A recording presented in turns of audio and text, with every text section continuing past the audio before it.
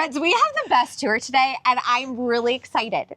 You guys, this is the continuation of the series, which is, I'm calling it my horticultural homies at home. I know, because the whole concept is, when you have access to everything, what do? We are here with my good friend, Cindy Funes, Garden Revelry. I know, you guys, this is a woman who has a very special place in my heart.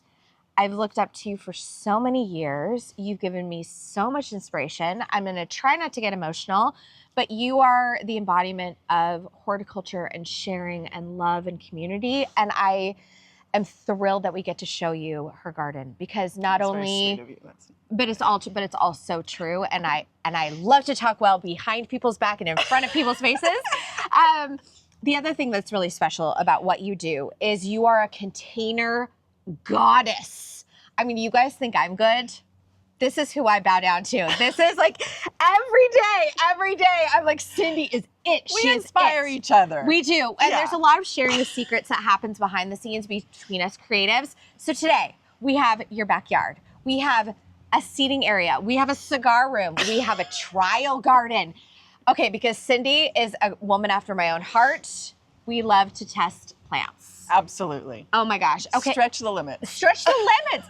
And think outside the box. Well, and so let's give people a frame of reference. How long have you been in your house?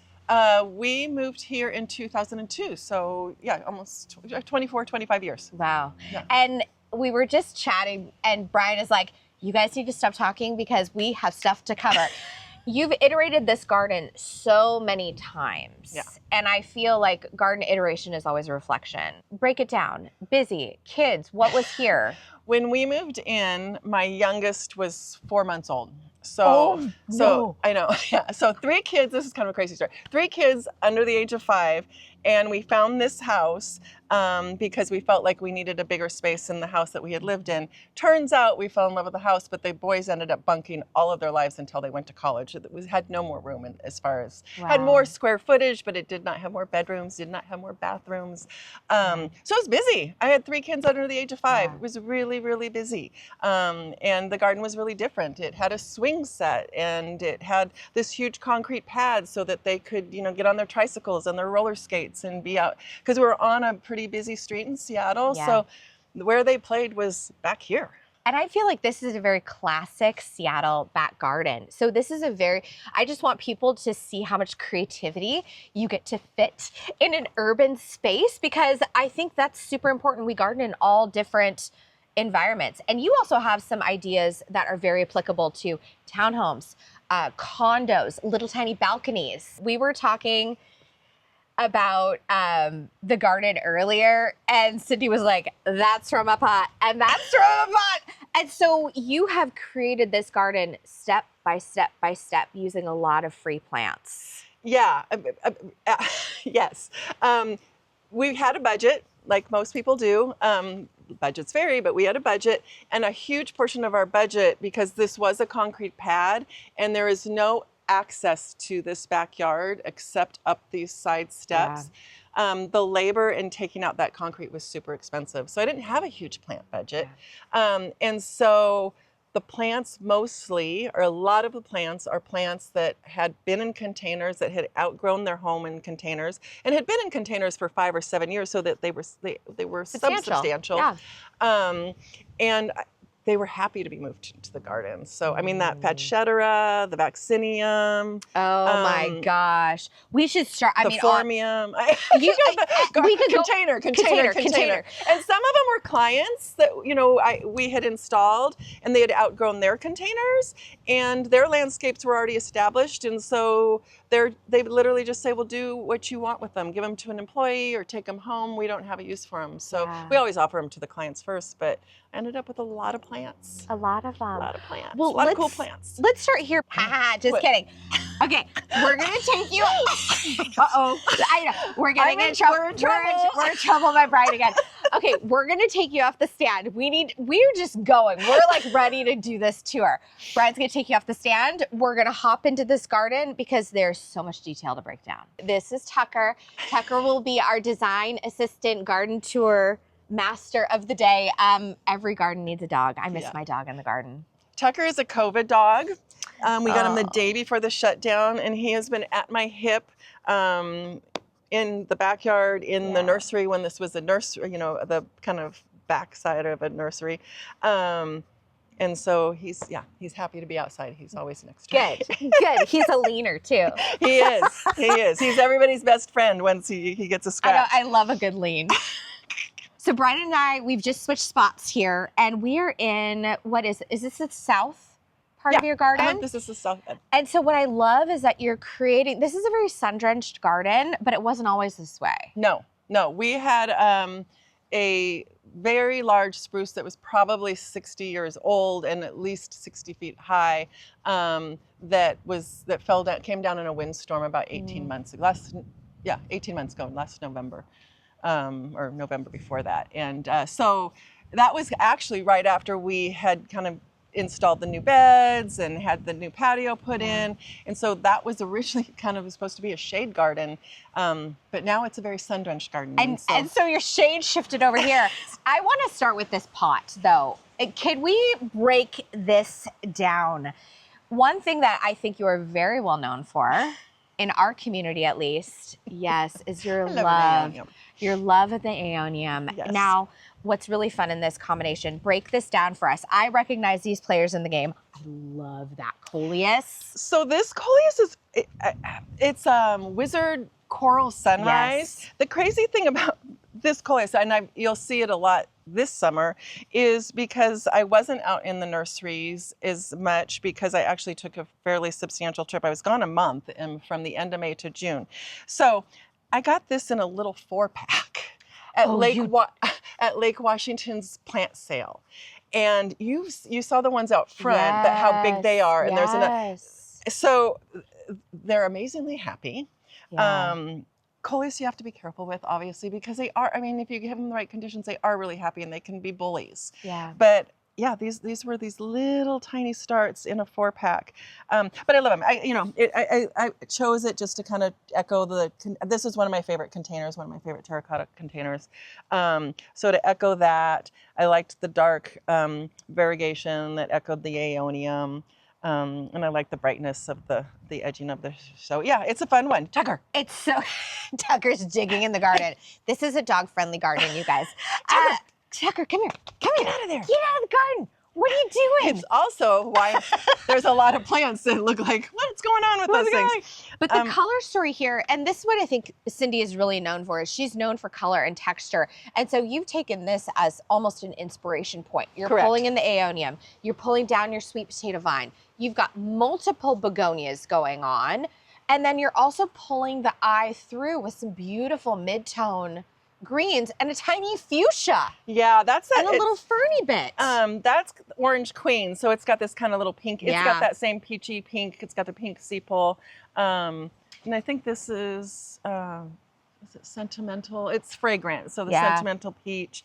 And I like this kind of light yellow because, I mean, if you look really, you've got the light yellow kind of just mimicked here. So yeah, I do like to play with color echo a lot. I mean, it really leads me in my designs. Absolutely. Honestly. Makes things easier. And with your aeonium also, do you have these planted in their own bucket and do you remove these during the winter or do these stay year round? So it's a mix. Okay. So, and when I was planting for clients, I would take them out and repot them in nursery pots, and then that's what that was built for, honestly, is to overwinter. She shed. My she shed is more of a place. I didn't want a greenhouse, but I needed a place to overwinter aeoniums. Yeah. But I always hedge my bets because sometimes we don't have a harsh winter, and so I always leave a couple out, and then others I protect. Okay. The ones in the front, if you saw them, massive. Didn't ever get to taking those out, so they just stayed in their pots. Wow. So it's kind of it depends on the weather, honestly. They do take it pretty. They'll go down to 32 and be happy. Oh, cool. Okay. They don't like wet. So that's the piece. So a lot of them, I'll just move them underneath the eaves and they'll be fine and protected. And if we get like one of those hard freezes, I'll just wrap them for it. But they're all so big now that I don't bring them inside. I'll bring them into the shed. But this one's planted in the container. Cool. Yeah, and most of mine are. There's some in beds that I'll leave in beds. Well, and what I love that you've done here is this is a terracotta black clay. Yeah. Essentially. and you start pulling it into the garden bed with so many undertones.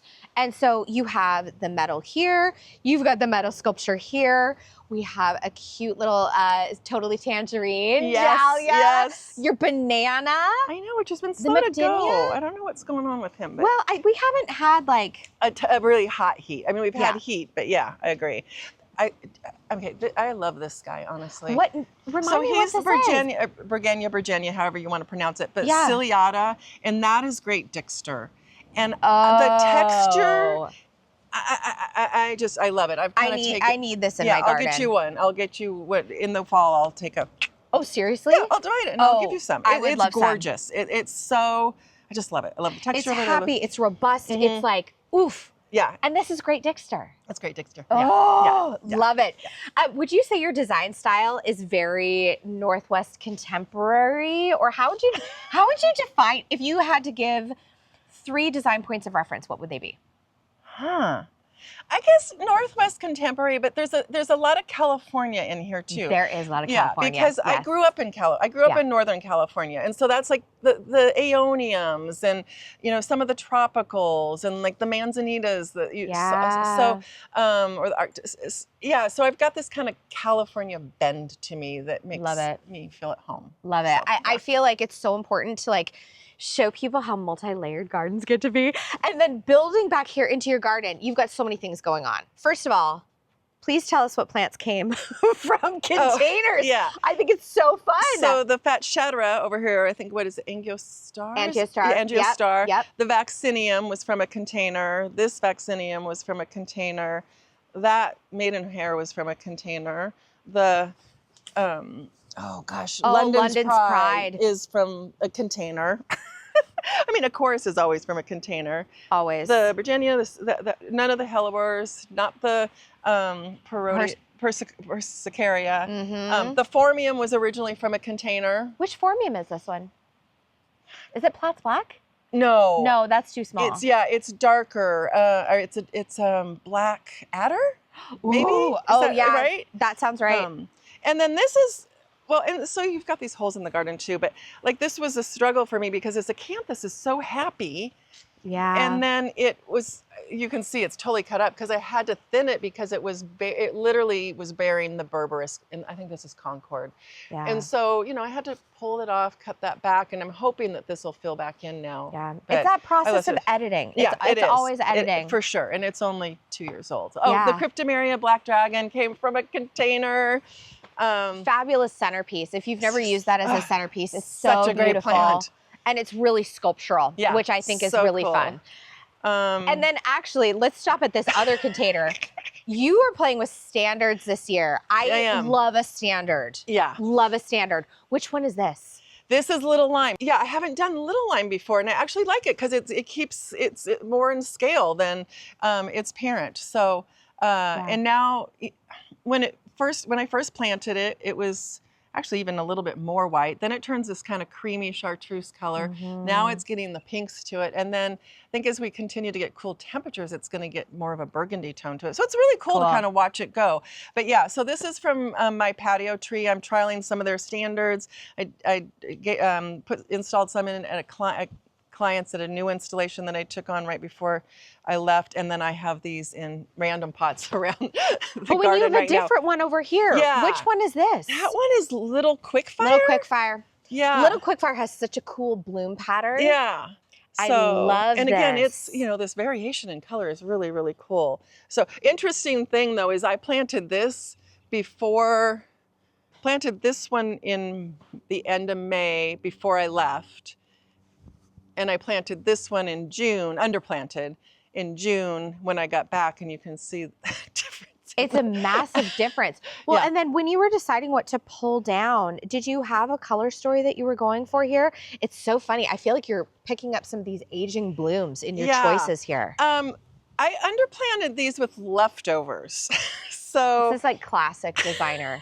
What did you use? Leftovers. Leftovers. So yeah, I looked at the leftovers I had and was like, okay, what colors can I pull into this? Yeah.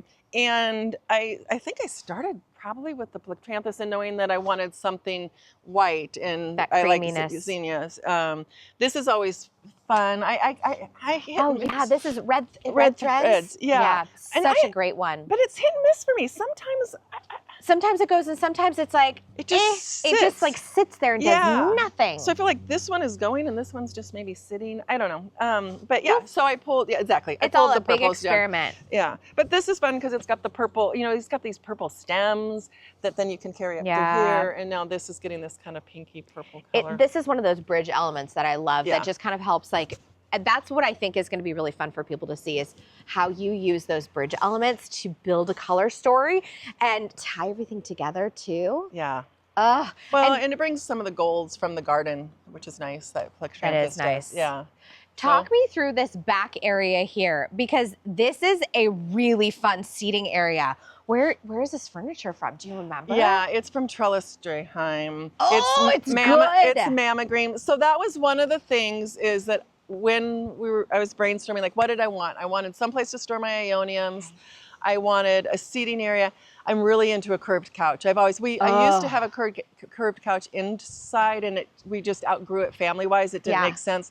But I've always wanted a curved couch. And so when we decided that the beds were going to be curved, it just made sense. It just makes sense. It makes so much sense. Come in, Cindy. Come in, Tucker. You are not supposed to be down here. He's like, but I was really excited. This is so fun. And what I love that you've also done is, first of all, this now feels like a little tiny garden room. I know. It gives this purpose. Yeah. And of course, echoing it in the fire table, these stones. Okay, do you remember those stones? I love these. Okay, remind me where these are from. Did I see these at the show? You did. Did you buy them from the show? Stop it. Oh my God. I'm getting too excited and the microphone is probably like, girl, cool it. Oh my God, I loved these. Chrissy, yes. Maybe from Kismet. And I saw them and I was like, gosh, I really think that my concern was that they were white and everything else was white and it was going to be too much. But I just kept going back to them. I go, Grit, Concrete Design, the guy from Grit, he's the one that made them. So, he did. Yeah. I love them so much. They're so comfortable, actually. I mean, if you come sit on them, they really are. They're flat. Like they're not. I mean, they're super comfortable. This is actually super comfortable. Yeah. And are these solid concrete? No, they're hollow. They're hollow. Yeah, oh my God. They would have still heavier than heck. Yeah. But What I love about doing something like this is like an ottoman and interior design. You can have someone having a conversation this way. You can join the fire table conversation. It's like the original swivel chair right here. But this is where I think your modern aesthetic and your California comes out, you know? Yeah. Oh, but it this still is felt so organic because good. it felt like a rock. I mean, So, I love the blending of that line. Now behind us here, you are layering so beautifully in this garden. Well, that's a compliment because this is where the spruce was. It's unbelievable. Really, so it's still in transition. The Calycanthus was there. Is this the Hartledge wine? It is. Oh, yeah. Okay. I need to show people this because Calycanthus is one of those plants. Don't you feel like no one knows what it is until it blooms, and then everyone and their mother is like, "I've got to have it." No. Well, it smells like spice. It's so I know, cool. but it's like so pretty. Well, I mean, there's it more smells coming. really good. This is so. It's bloomed since I want to say early May. It's been going strong. And it's good for a small space too. It is. It gets big, but it is like on the background. I mean, it's filled in nicely for us, which has been great because we needed something to fill in. Same with this Melianthus. I don't know what the heck. The Melianthus major so good. Well, and they overwintered again this. So they're bigger than they normally would be for me in my garden. And the Gunnera is that the whole idea. The original vision was to have this Gunnera. It hopefully will be very big and gigantic behind the take seated center area. stage, really give a dramatic focal point. Because Gunneras, by the way, can get so much taller than me. It's gonna look like a dinosaur. It will look like a dinosaur. Oh, another Aeonium. Yeah, just plugged in. Because you can't help it. I can't help it. And then bringing in the orange. You know, what's so funny is your garden is so California sunset. Yeah, it is, I guess. Yeah. Isn't it? Yeah. It's very sunset inspired and these beautiful tones coming through. You also have one of my favorite trees of all time. It's my favorite too. It is my absolute favorite. Of the trees that I love, like that have my heart, Stewardia pseudocamellia has to be one of them. Well, it has all seasons, right? Like it's gorgeous all year round. And then the bark's gorgeous, and then it gets that incredible fall color. And the flowers, and then the zigzag branching. I just feel like architecturally it looks great in the summer. Yeah, it's an absolute favorite of mine. You know what you've done, and I don't know if you know that you've done. What have I done? With this type of tree. So whenever someone plays with a deciduous tree and they've got a small space, I'm always like, you need 4 seasons on that bad boy. You've tucked lighting down there to amplify the structure in winter. Yes, I have. I've done that on my maple. Yeah, there is, and the palm, because the palm has those fronds. So much dancing. So there's a few. Yeah, there's some under lighting on some of the more interesting trees.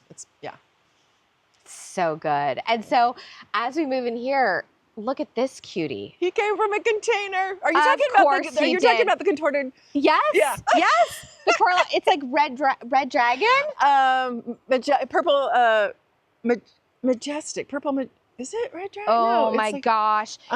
We can look it up and put it in a link or something. Got gorgeous shape. Yeah, it came from a client's container. I mean, probably it came from a client's container like 15 years ago, and then I brought it back, and then I had it in the container, and then I had it in the yard. So it's been there a long time.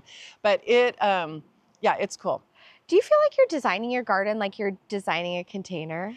I do feel like I'm a pocket designer when it comes to a landscape. Like I get overwhelmed if I look at this, but if I can look at this piece and then do this pocket and then take that plum color and then tie it in with the berberis over here at this pocket. So I think that's just feels more manageable for me.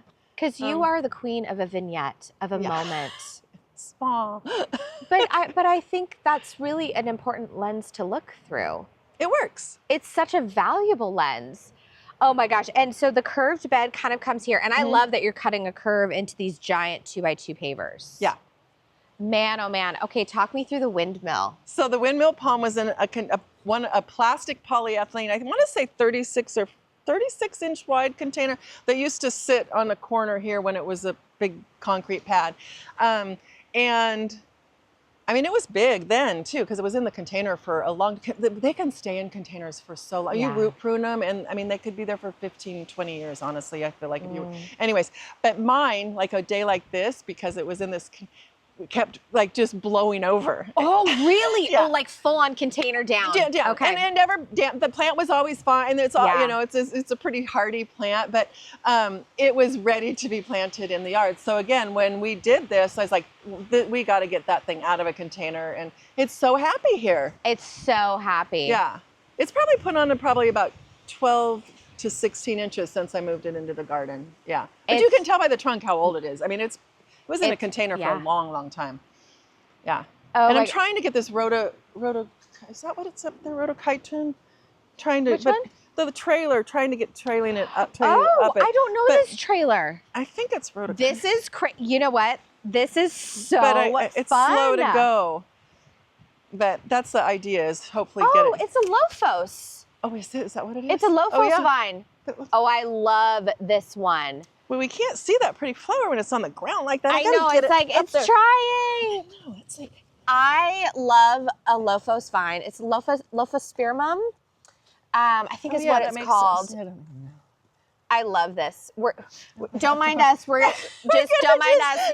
We're gonna get a couple weeds while we're down here. We're gonna. There's more than a couple. Believe Don't you me. feel like? I feel like garden tours should half be like a weeding party. Like if you invite me into your garden, I need to like put in some work. Okay, this is so funny that you say that, because I just like 2 weeks ago I got invited to go play golf with some friends, and I don't love golf, but my husband loves golf. Anyway, so I did it, but I was getting cranky. Jack's like, "Why are you even going?" I'm like, "Because I want to hang out with my friends." Yes. And he's like, "Well, yeah, but you don't like playing golf." And I'm like, "I know, but I want them to come over and be in my garden with me and work with me, but they don't want to do that."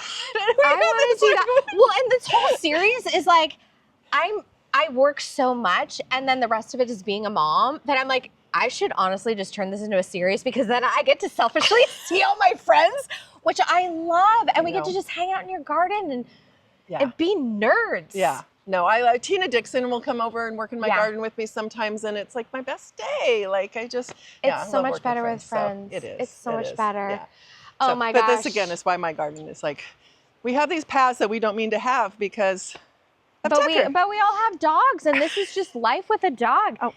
Tucker, you are very good at being in frame. Well done. Well done. I kind of used to it. And this feels so tropical and fun. Talk me through this whole area. Did you have a vision here?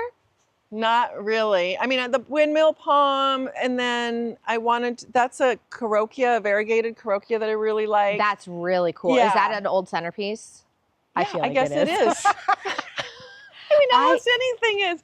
And it could go back like, it was a client's 10 years ago, 20 years ago, and then I took it home. I don't know. But I love what you're doing, putting a variegated pop right in the middle. Yeah. Super cool. But this thing has gotten so huge. Like this actually a lot of this needs to be reworked if we're going to continue to be warmer and this thing is going to overwinter and just get bigger and bigger. Yeah. It needs to be pushed back. Like I've got some shorter, smaller things in the back. You can't even see because like this Nandine, it just, this is it's only 18 months old. So I'm still 2 years old, I guess. So there's a lot of moving that's going to go around here. Cannas, I definitely like wanted that tropical feel. Yes. The original idea, and I think it's still I still want to do it, is this kind of path that you see here I was going to have rose bushes. Oh, yeah. So, and kind of a peachy colors. Yes. And so it's going to have Nita Jo come over and help me pick. Nita Jo. So, I need to get in that girl's garden. Have you not been to her garden? No. I love Nita Jo. I love her. Okay, yeah. God, she's what I would consider an OG in our arena. Oh, yeah. And her garden is lovely. And anyway, so she, I think, is going to actually probably come over in the next month. And then hopefully we'll pick out some roses so that next fall, probably winter, I'll plant them and then maybe have roses here. And that'll keep him out of the garden too because it'll be a little prickly. Thorny. Talk about having like the Pope's blessing on this garden. Whew. She's calling in the big guns. Well, you know who helped me with the patio, like just figuring out like where exactly the shed? Courtney Olander. Okay, this is another heavy hitter in our industry. Yeah. I could go on with people I love in this industry. So Oleander Design, she's phenomenal, does really good space planning. Yeah. There you go. And she, I mean, literally, because like when I was trying to figure this piece out, I mean, she was like, oh no, Cindy, it needs to come right off of this corner, the center of the doors. Like she just helped me kind of think things through that I had not thought through. So I think most she people actually helped with the couch too. Oh, she did. Oh, she's so smart. But this was a really smart choice because now you have a beautiful axis being drawn through the garden. Yeah. Yeah. So talk me through, oh gosh, another Aeonium pot. Look at this thing. How old is this? He's maybe like 4 or 5 years old. So the other thing about these guys is sometimes like when they get this big, I'll just use them as stock plants and at the end of the season, I'll cut them down. Wow. And then take new start. Like, you literally, you just let them callus over a day or two and then just stick them in soil. It in dirt. And it's like it's a succulent. And then what happens to the base root system? Will it regrow another monster? Yeah. Do you know, I don't know if people have seen this on my front patio, but on my dining table, I'm like accumulating plants for projects. And I have 3 teeny tiny little ones this big because I always admire your pots. And I'm like, I want okay, that. I just need to give you. I want that at my house. Okay. Well, in the spring, I can give you, I have tons of Aeoniums. She has tons. But I love a little bit of that California-ness. I know. And now we can do it. It's a little easier to do it. Unfortunately, I mean, that's the way it is. I'm still resisting the Zone 9 designation. I still take issue with it. Yeah, I do too. So. Oh my gosh, coming back here, you've got more of your rusty cuteness. But again, But dahlias and pots and being experimental and trying new things. Well, I don't remember what color they are, so until I figure that out, they're gonna be in pots, and then I'll put them where. This is such a classic designer move. I'm like, I'm not putting that thing in until I know what color story I'm working with. Yeah, I'm not doing any extra work. No. I did have to say, I had a huge rosemary that had come from a pot, a Tuscan blue that was gorgeous in here. And then all of a sudden, it just mites. Mites. And it just grayed out. It was just so. And I think this one looks like it's struggling too. But that's why these guys are sitting here, is just because I'm hoping this guy will fill in if he's so. Oh, my hands smell good now. I know. I love having rosemary where you can like brush up against it. Another Arctostaphylos. Yeah, and I do love that. So pretty. Yeah. I feel like this one is ripe to be a huge canopy. Yeah, I think it will be. I think it'll be really nice there. Yeah. Oh my gosh, and more gorgeous so this containers. is just, I mean, they're not here normally.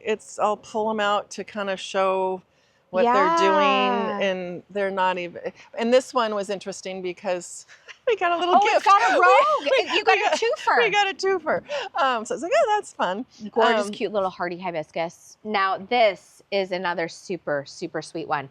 Is this citrus? Yeah, so this is the Thai lime. Oh, so gorgeous. I don't have a lot of YouTube videos, but one of mine I did was this guy. I love the Thai lime, and I've had it for a while. I actually put it into the APLD's display garden when I helped design that garden. But when I got back from the Northwest Farm Guard show, it went through so much stress. It was just mite ridden. It just was. And so that was my one of my few videos on YouTube was like how to get rid of mites. So I'm so happy. We're trying to fix that, by the way. I will link to Cindy below. We're trying to fix that. She needs to be on the internet more. Put something out there, but I think the other thing is it's in a self-watering container now, so it's not going through this stress that it was. Yeah, because it was over in the corner over there. But so super fun. I think this is actually something really interesting to talk about is you are mixing and matching a ton of different container styles. I have a lot of people ask me, how do you choose a container color, a container style? Do you match it to the plants? Do you match it to the house? So on and so forth. You are mixing crescent, probably a lot of Vietnamese pottery. Yeah. You feel very free to do with what you will. Yeah, I mean, yes, I would love to have all lovely terracotta, Italian terracotta containers. But it just with my house and with what I'm doing professionally, I wanted to try all these different containers. And so I have in this, which is the trial garden, we're kind of jumping ahead, but I have self-watering containers, I have fiberstone containers, I have ceramic glaze containers, and how I tied them all together is just having them all be black. Yeah. So, and black works really well because it just is an organic color that will make the plants pop, right? Yeah. So that's but because of my love of terracotta, I mean, like that. We talked about my favorite container over there, my favorite container, another favorite's here. That's where the water feature came in. Like I tried to tie the terracotta with the black paint. But so, I mean, you do follow, I think you do need to follow kind of the architectural style of the home. I find I like color, like ceramic glaze in colors, if it's really intentional and it's echoing something else, your furniture or something in, inside, like your interior in your house. But otherwise, I tend to go with more organic, like the browns, the blacks, the gray, something where the plants flexibility. Yeah. Isn't it so funny? I find that the easiest colors, if someone wants to do a vibrant color, I feel like a chartreuse is good to play with. That's a great one. A turquoise. You can take turquoise like soft, muted. You can take it hot. Yep. A cobalt. A cobalt blue is gorgeous. A cobalt blue. Yeah. I mean, again, you're echoing the sky. I know. We're sticking in these organic ranges. Yeah. Reds, if they're fire engine, real hard to work with, but deep. Yeah. What do you think? I like reds if they're kind of that rustic red. And again, we had one client that had this like mahogany trim on her house. Wow. And so we did this rustic red and it was gorgeous because it was an intentional and it tied in with something else, right? Yeah. So it told the story. It completed a story. Yeah. Can we look at your Abutulon? I feel like this is one of my white whales. I don't know why Abutulon does not want to go for me. Tell me your Abutulon secrets, please. I actually don't know either. I use Abutulon a lot in containers. Yes. They grow so fast that literally afterwards I usually just toss them or compost them or whatever. But this one's pink, and pink I don't see as often. So I've had this one for about 3 or 4 years now. Oh, that's a good pink. It's a good pink. Yeah. It is it's like very sophisticated. It almost has peachy undertones to it. Yeah. But I love like the lantern with the red with the little yellow. I mean, there's is it tiger something? Tiger eye, a beautiful one. Yeah, Yes. that's a good one. I mean, we use them in containers a lot because they are fast growers and they can be lovely. And I love their little nodding flowers. But last year this was covered in aphids. It was over there though. Oh, isn't that so this funny? year, I mean, again, you know, but yeah, he seems happy and look healthy. Look at what you're doing down here. Of course, more of your favorite. My Aeoniums. But then also, is this the one that's like a Vinca tattoo? Yes, that's exactly what it is. I've never used that. it before. I think the tags. Oh, you haven't? No, so I saw it. That's one of the few plants I actually bought. Like I saw in a nursery and bought. And with the Lascar mango. Is this mango? Mango orange. Mango orange. Yes. Yeah. Yeah. So smart. And then this little kufi is super. Have you seen this one before? Oh, I have. You guys, this is classic thing that when we're all shopping at the nursery. Blackberry sparkler. No, I haven't seen this one. Yeah. So I hadn't either. But then I was like, I don't know. I Oh, saw I it and I thought, love that's going to be that. cool with the coleus I have at home. And then I knew it would tie into this. Anyways, we'll see what it does. Blackberry sparkler. Kufi is another favorite of mine, honestly, because it's. Really? Oh, I love Kufia. I love Kufia. Also, my favorite is the micropetala because it just gets big and hummingbirds, Love pollinators. it. And so I plant Kufia tried to plant Kufia in my containers and at clients to get the pollinators there. Another favorite, Linacea crassifolia. Oh, Such I a good haven't played trailer. with this one. Such a good trailer because it's Evergreen, neat. It stays like it just structurally beautiful. Yeah. It gets tiny little pale yellow flowers in the early spring and fragrant. Yeah, that's a hard one to find sometimes. You'll see it and then you won't see it for years. And Tina and I tried, actually, we tried to propagate it so that we would have it for our clients. It's really hard to do. So interesting. Now I know why we don't see a lot of it. But anyways, it's great.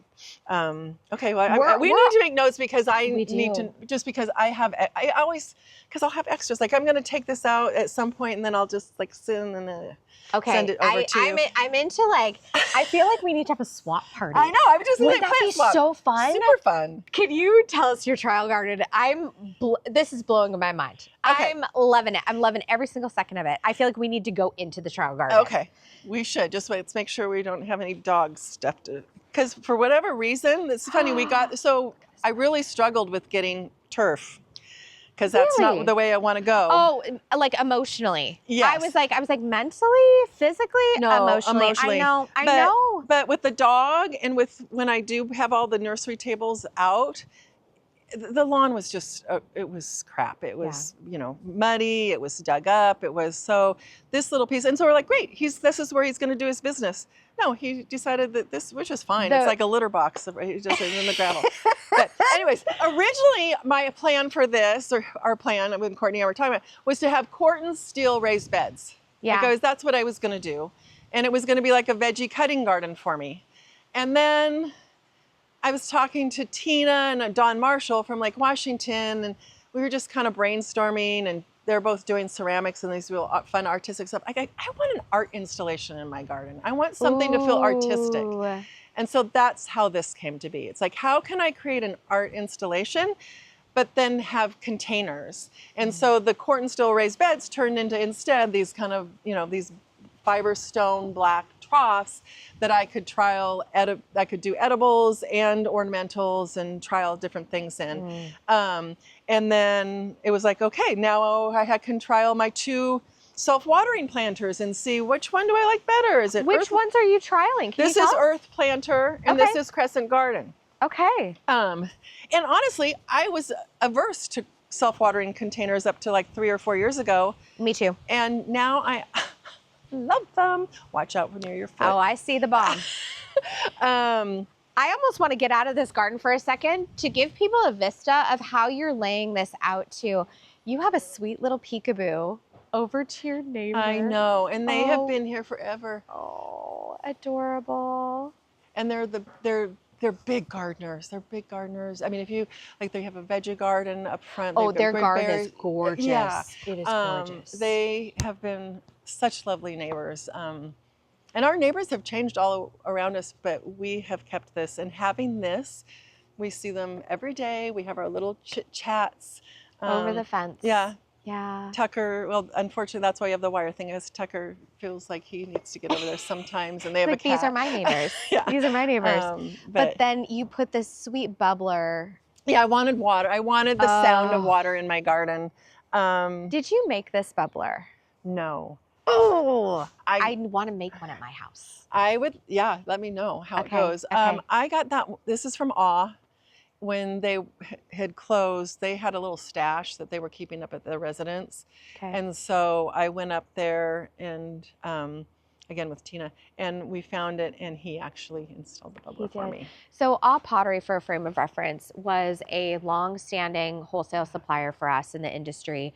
They closed how long ago now? Has it been that long? It's been a while. It's been a while. Yeah. And what's funny is that's how I ended up finding Pottery Land, because they are practically next door. Yeah. And so a lot of our business shifted to them. And they took up a lot of like what the customer base and vendors, we started working with vendors that Awe had worked with for years. So Manuel is so good to me up there. Yeah, he's great. He's great to well, that's all where of these us. came from. So the Fiberstone all came from Pottery Land. Love it. Yeah. So I love that you have a really clean palette running through the background. Oh, and aren't you funny? You're my twin. We both have a Freyr Trellis. Oh, how's yours going? Mine's getting rust. Mine is perfect. I mean, I'm happy for you, but Sorry. I'm kind of mad because, well, I bought it in the winter, so you don't know if it comes in with it, but so I've been fighting rust on it for 2 years. Okay, so funny note, I was shocked. I was like, how does your trellis have rust? And she's show me the rust. I'm like, what rust? Like, let's get back in the garden. Show me this rust, because like Hillary makes a good product. That's why you brought up Hillary too. Okay, now it's all coming together. Okay, she was talking about the rust on her trellis pear. So this is an espalier pear, which is like trellised outward. And I was talking about the Freyr trellis, not the pear trellis. Because I said I bought it in winter and I couldn't tell if it was rusted or not. Yes, and I was like, that's weird. That's an odd thing to say. So just so everyone knows, there is a Freyr trellis and there is a pear trellis. And this one has performed remarkably. Love it. This one has been a little disappointing. Ironically, both were purchased in winter. That's hilarious. Yeah, so this is new too, because everything's trial here. So last year, the first year, I did dahlias, I did snap peas, I did some tomatoes. It was just a hot mess. I mean, just things everywhere. Chaos. And so it's like, okay, what can I do that aesthetically is going to feel right to me, feel good? And the Freyr Trellis has been great. So I'm going to do another one over here. It's just like beautifully clean, and I feel like it picks up on the little hits of modern that you have in your garden too. Yeah. What's so fun also is I like that you took your stone stools, stone little seats, and I feel like it's being echoed in these spheres that are everywhere. Talk to me about the spheres. I knew you were going to ask me about the spheres. It's like a repeating element. Okay, it's so great. these are floats. No.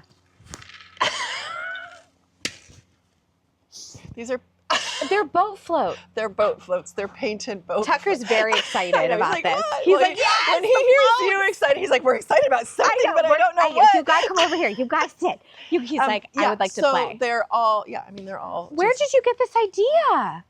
Tina, that smart cookie. I wanted floats or spheres. Yeah. And they're expensive, number one. But you could buy them locally. But then if you were going to find the color you wanted and everything else to have them shipped, it was just ridiculous. So, again, brainstormed. I mean, Tina and I do a lot of talking. And she's like, I was I think she was up north in Bellingham or something like that, and saw a couple. And she's like, let me try painting them and see how it works. And so she and her husband painted them, and it was like, oh my gosh! I mean, did they paint them? No, this was natural. This color. I was gonna say that is wild, which is great. But it's beautiful in that terracotta kind of buried in here. Yeah. Because again, we're pulling that color. You are such a woman who echoes a color through a scape. Yeah. No, I do. But I love it, and that's why I wanted to show your garden, because I'm like, oh, she's gonna do some cool She's gonna do some cool color play. Should we start on this end? I want to break down these pots for people because I want people to replicate all day, every day. And do you hand water or do you have these hooked up on drip? Okay, so irrigation. Wow, yeah, love it. All drip irrigation, and Love I do have a course on that. So. Oh, you do? I do. Fabulous. Fabulous. This planter was one that I did a workshop with, not in the container, but in a different container that was more, I think it was just one of those plastic polyethylene ones. I did a workshop for Northwest Horticulture Society. And I wanted, after we did the workshop, I wanted to be able to show them what it looked like 6 months later, a year later. So the Pieris, which is Brookside, which is a favorite of mine because it keeps very upright, lovely, and sweet. This is probably going to go after. I mean, it's getting too big, but this was all part of it. The Coleus obviously was not because that's new. This as an annual. The GM was part of that original installation. Which GM do you have over here? It's cute. Is that totally tangerine? I think so. It's an orange one. Yeah, probably totally tangerine. I can look. And then I've got the Kufia. I do love a Kufia. And then these little sedums, you can't even see them, but that's their flowers underneath. Oh, the sedums are really, I love that it's like a sneaky squirrel coming out of there. And then I love zinnias. So the zinnias kind of pulled in, again, this color a little bit through. This is a little bit off, but I think it worked. I don't know. It still does because it's the orange-purple combination that pulls into this Coleus. Yeah. Love this Coleus. I do too. That's campfire. Campfire. Yeah. It's so good. Yeah, it's really good. I did this with a... love the purple tones. A salvia, like a bluey salvia, and it was so good. And then this container I was going to I would have done something different, but this is a Tibishina. Have you ever used a Tibishina? It overwintered. It overwintered this year for my client too. She has a sun patio, and a Tibishina is a wonderful, wonderful texture. First of all, you have texture through the stem. You have texture through the backside of the leaf. Purple floral. Yeah, so I was like, I'm just going to leave it. I mean, anyway, so it's, there's an aeonium in here that's tucked in. Oh, yeah. The classic. And then there's another Kufia. Love it. Which one is this? Oh, that's sweet. That is a really good one. This Kufia with this Coleus, that combo is perfection. Yeah. I'll think of it. We'll think of it. Yeah. And then you're popping it with a geranium. Yeah. Love. Yeah. And then a sweet little papyrus, papyrus off the back. Yeah. I feel like this is another really good hint for people is even if you're not facing the back of a container, to put a little special surprise back here that you're gonna catch just a little glance of, something with movement especially. Right. That's so key. And for me, I just didn't know I know how fast Tibishina grows, but I was hoping that this would get a little bit bigger before this really started growing. But it's okay. I was hoping you'd see a little more of it, I guess, in the front coming through, but it's not. But like you said, then you see it on the peak on the back. I do. So it's all right. Like the vista from here, it builds a really interesting complex story because you've got the aeonium on this side, and so to kill it with some texture over here, that's good. So bravo, Cindy. Thank you, Kate. Well, thank you. This is another classic, the chartreuse. Well, and that's just a trial because I'm like, okay, how much sun will asparagus fern take? And it turns out quite a bit. Quite a bit. Because this thing gets full sun all day long. All day long. And this is just one asparagus fern? It is. Wow. Yeah, just pulled through. It was planted in the back and it just pulled through. So. Oh man. Okay, this is giving me some encouragement to pull mine into a bit more sun. Yeah, no, I'm shocked. It takes way more sun than I would have ever thunk. That is absolutely incredible. Yeah. I love it. And then you've gone very this feels very cool. Yeah, and dusty. I mean, again, trying to just play with different combinations that I haven't played, and it all stemmed from the Carokia. I love a Carokia. I do too. And so I was like, okay, what's going to go with the Carokia? And I had this that eventually was going to go into the garden, so it just kind of went from there. Oh yeah, because you've got super silvery here. Yeah. Helichrysum. Yeah. This is a really interesting. That's a scabola. It's Surdiva. It's a new one from Suntory. Surdiva Pink, S-U-R-D-I. But it's pretty interesting. Cool. Yeah. It's not so spidery. It's really compact. Mm-hmm. Very cool. And it's a peak of little Tradescantia. Yeah. Or Yeah, it's a Tradescantia. Tradescantia. Unless Yeah. did they change the? No, oh, I'm okay. just like having one of those moments where I'm like, did I remember this correctly? Or did my brain do something weird? You know how it is. You Yeah. get too many Oh, plant yeah, names yeah. in your brain and you're like, never mind. And then a sweet little deco dahlia. Yeah, this one's posted. It's the same thing, but it's just Cool. so.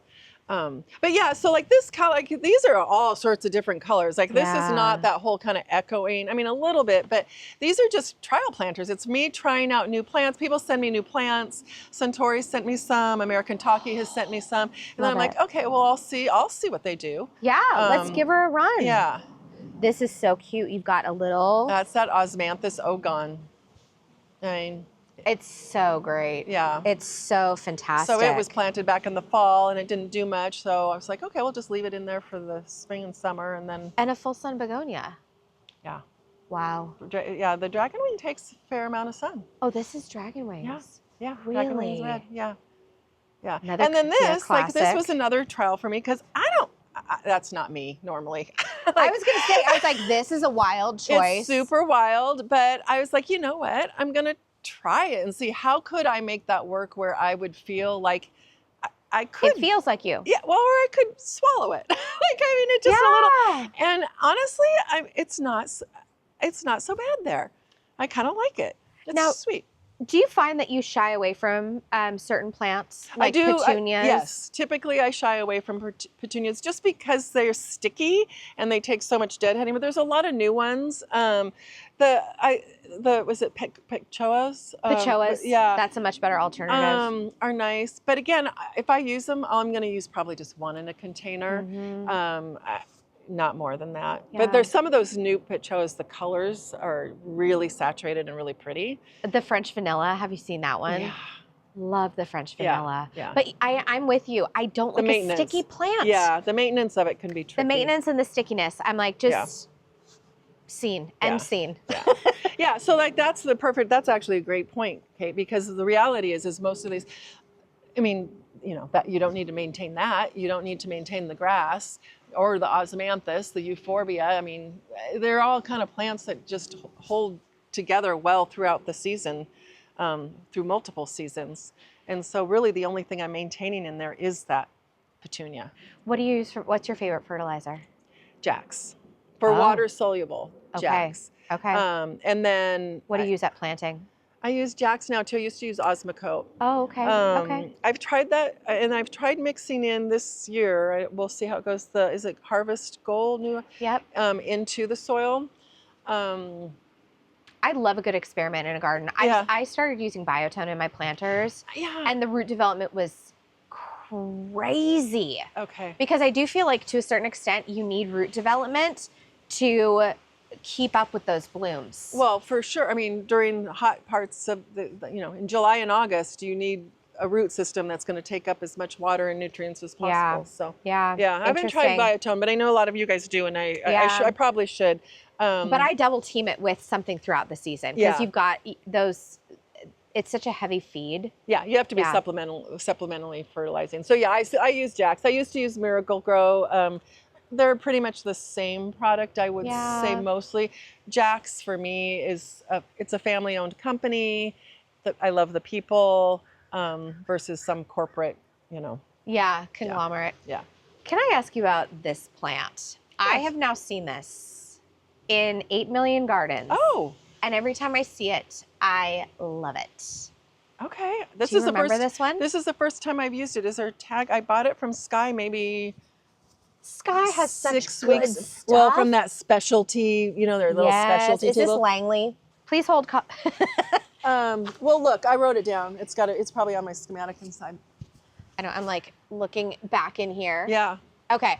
I would be super interested to know what this little purpley guy is because I am really in love with it. Yeah, I like it too. And again, it's cool. It's like a heliotrope alternative. Yeah, absolutely. And this is like something I would. Again, I'm not really comfortable with this planting, but I'm kind of liking it. What makes you okay? This is so fascinating. What makes you uncomfortable about this planting? I have a harder time with I'm not seeing as much echo. Like this is just its own pop of color. Oh. But the saturation works. Like it's these saturated jewel tone colors, so it works. And then this to me is turning a little more red. Do you find that you would be more comfortable if this was more tonal? Probably, yeah, yeah. But it works. Again, I don't hate it. And so I was trying to kind of stretch myself. Well, and I was only using plants I had. I was trying not to. I did go get this guy. Yeah. But I was like, okay, the geranium just overwintered because we had this mild winter. And then the coleus was something I was sitting on. I was like, I might as well use it. Yeah. And this little guy. Okay, I love him. I'll have to look him up for you. I got him maybe 3 or 4 years ago in Oregon at a little nursery in Portland. Oh, this thing is super cool. Yeah, it's a California plant. It's I do bring that inside or into the shed. And then my bookending it. This thing is so savage looking. I know. I love it. I love it too. I mean, the hardest thing is it's so thorny. But it's such a great plant. How do you maintain it?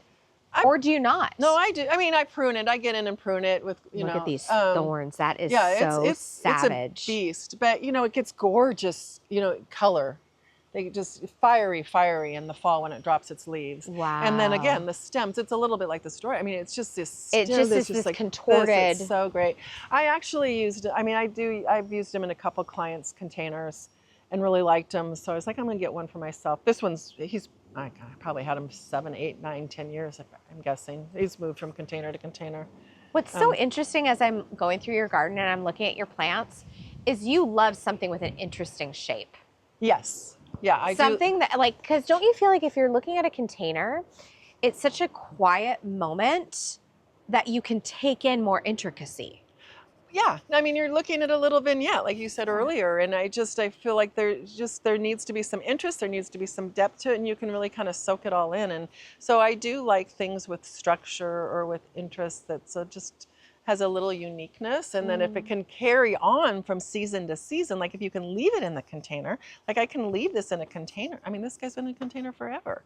With a little bit of root pruning, then it becomes the thing. Then I'm not having to change it out and seasonally, it's a find all these moment. annuals. Yeah.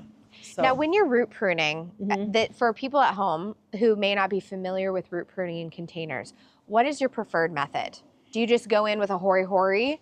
Typically, I mean, unless it's like, if the plant is large enough, like some of the large maples now will actually every 3 or 4 years pull it out of its pot. But typically, really? Yeah, oh, that's a thing. It's a thing. Yeah. But no, typically we'll just go 4 inches from the edge of the pot. Okay. And I don't use a hori-hori. I'll use either a pruning saw or a sawzall. Yeah. And we just carve out that last, the extra 4 inches. And then kind of scratch up underneath where we've built this trench and then put new soil in it. Yeah. Yeah. And do you do that once a year or? No, we'll do it once every 2 to 3 years until something gets really, really big.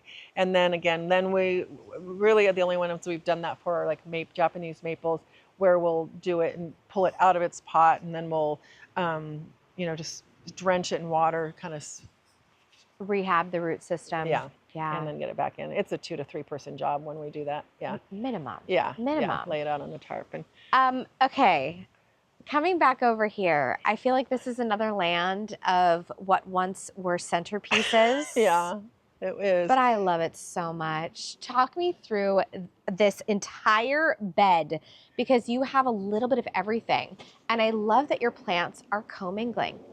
Well, and that is a combination I actually often have done in containers, is the yew with the fichetera, and I try to commingle them. And so I just took that from a container and just repeated it at home. Oh, that's like a hot tip, you guys. That is a hot tip. Yeah. This entire video is full of all these little nuggets of wisdom from you, because it makes it so much more interesting, so much more dynamic, because you're pairing leaf size, variegation, leaf shape. Yeah. And in a container, you really can get in and kind of just wind it. I mean, I could do that here too, which I haven't. But yeah, it's a really pretty combo. Oh, in the shade that you can use in the shade. So yeah, people always struggle with shade planters, but I'm like, oh, the world is your oyster in the shade. So many cool foliage plants. Do you find that you gravitate towards a lot of these hummingbird plants for containers? I do. Well, I try to, when I'm designing containers, I'm designing them for interest, color, fragrance, and pollinators. Yeah. I'm going to try to, and if I really can, it's like edibles and, incorporating a couple edibles into containers. Like there's a strawberry plant over there that's mixed with the Urgeron. Yeah. It's just, if I can give a container offering all those elements in one little spot, I mean, that's like magic.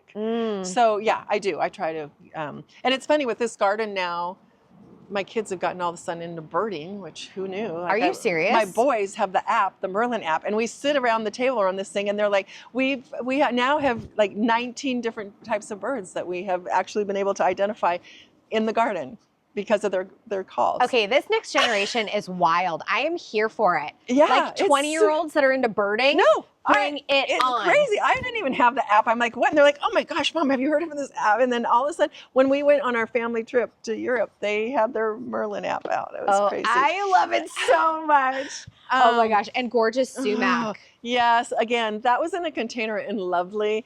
Probably shouldn't have pulled it out of the container and put it in it's just popping up everywhere. I got to figure it out. It suckers like crazy. I know. It was so great in a container because it was contained. Yeah. So that's the other thing. Sometimes these cool plants are better in containers, and I couldn't help myself. And I mean, it's great fall foliage. Yeah. Great it's shape. A lovely plant. I just don't want it throughout the garden. And Yeah, so you don't want it popping up every 5 inches. Okay, now talk us through here. We have just been focusing on containers, but you have a living room. You have a dining room. Oh, yeah. You have a she shed. Yeah. You have a trial garden. Yeah. And now we have a cigar lounge.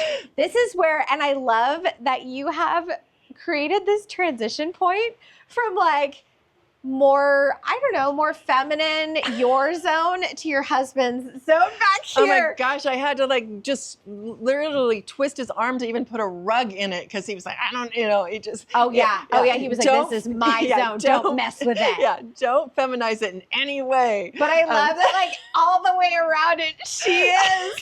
This is such a beautiful combination. And you know what? I'm kicking myself. I sold one of these that I used at the Northwest Flower and Garden Festival. Oh, no. And I'm kicking myself that I sold it. Yeah, I love One of you lucky ducks out there owns this. I love this so much. Yeah, it's sweet. I love it too. It's sweet. And then you elevate your strawberries. They're probably not getting eaten as much by slugs and snails. No, that's, and I don't get it. Obviously, it's kind of in this container. And you can see when they're you can see them. They're fun. And yeah, I'll get a couple of them. But yeah, nobody's getting them except me. And then you love a dark foliage moment. Well, I do. But you know what? This is a little too dark. I mean, this is too dark for me, honestly. I love this. Let's break it down. Well, so this is the Tropicana, and this is darker than the Tropicana. I feel like, I don't know, has it got some fungus or something? I feel like typically it's a little more luminescent and it has a little more orange through it, and that's what I was hoping for. If this is a sport, though, someone is like going to die on the internet over this. I love this. Okay, well, when we take it out, we'll divide it, you can have it. So anyway, I was thinking there would be more brightness here is the point, because you've got the hibiscus. You can pull that off. It's spent anyways, and then they're all budded up and ready to go. Yeah, look at this is such. If we want to talk about Cindy's use of color, look at that hibiscus. And you're doing a trick, favorite trick, pop the center, man. Yeah. Because look how gorgeous that is. Everywhere you place it, you're matching saturation levels. I love that you took this raspberry, a little bit more pink here. Looks great down there. And then this I was going to trim back, but then I knew you were coming, and I was like, I couldn't do it because then it would you'd have these stubs for a short period of time. But it does need to be kind of thinned out a little bit. It's taking over. But look how gorgeous that is. Yeah, it's really pretty. And then over here, I mean, it's just starting. It was slow to go because it's getting a little too much shade. But this is kind of coming up through. And then there's this little tiny, it just spent. But there was this little tiny iris that I got from, I don't know, some off-the-wall plant sale. It doesn't even have a title, but has that same color in it. So it was just coming up through here. You know what I love that you're doing is you're drawing the eye at a diagonal. Yeah, I do that a lot. It's like, this is another way to create movement in a container. Your eye through. Yeah, for sure. Moving your eye through. For sure. Well, for the record, I love it. Oh, well, good. I'm glad. I think it's highly successful. Yay. This is the last little garden bed. But also, I want to show people. people To show my lemons. Oh, I've had my eyeball on these. Look at these. You can grow them in the Pacific Northwest in a container, and you don't even have to take it inside. You don't take it inside? No. Under the eave. And if it gets really, really cold, I'll wrap it for that short time. It's really, really cold. Tell me do you know the variety on this? That's a Meyer lemon. It's a Meyer lemon? They're so good. They're so sweet. They're just like, yeah. And I mean. No. And this all came from the fact, because I grew up in California with a lemon tree, and I started buying lemons at Mint Market. Holy moly, so expensive. So expensive. I'm like, this is ridiculous. My mom started shipping them to me from California. She's like, that is ridiculous. And then I was like, that's ridiculous too. Like, we're paying so much in shipping. I would get this huge box. And so finally, and this is a funny story. There are so many lemons on this Meyer lemon. And okay, so it's a weird shape because I planted it at a client's, and it was there for a year. And a new crew member came in the fall, and we were switching things out, and she thought she was cutting something else out, and she cut out the middle of this guy. And so I was like, anyways, it was fine. So I was like, okay, well, we got to get a new one for him. Yeah. But then I was like, okay, well, I can live with this funky looking weird lemon tree. I like it. But yeah, so that's the story of this lemon tree.